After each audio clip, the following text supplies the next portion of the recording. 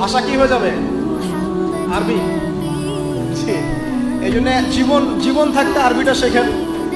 আরবিটা শিখলে কোরআন জানতে পারবেন, বুঝতে পারবেন। আল্লাহ পাক তৌফিক দান করুন, আমিন। তো দেখুন, প্রথমে ব্যক্তির কথা বলা হচ্ছে, সবকিছু বাদ দেন। ইয়া আইয়ুহাল্লাযীনা আমানু, হে মুমিনগণ, তোমরা আগে নিজেদের নফসের খবর নাও, ঠিক আছে? ইত্তাকুল্লাহ, আল্লাহকে ভয় করো, হাক্কা তুকাতিহি, ভয় করার মতো ভয় করো। ওয়ালা তামুতুন্না ইল্লা ওয়া আনতুম মুসলিমুন, পরিপূর্ণ মুসলিম না হয়ে মৃত্যুবরণ করো না। এখন পরিপূর্ণ মুসলিম হতে হলে আমার কি করতে হবে? এক কথা, সহজ কথা, কোরআন এবং হাদিসে যা আছে মেনে চলতে হবে এবং রাসূলুল্লাহ সাল্লাল্লাহু আলাইহি ওয়াসাল্লামের আদর্শ ফলো করতে হবে। এটা ফলো করতে গিয়ে যদি আমি হোঁচট খাই, পড়ে যাই, তাহলে কি হবে? আবার উঠবেন, আবার ওযু করবেন, আবার নামাজে দাঁড়াবেন, তওবা করবেন। জীবনের একটা পর্যায় পর্যন্ত মনে করেন আপনি হেদায়েতের পথে ছিলেন না, কি করবেন?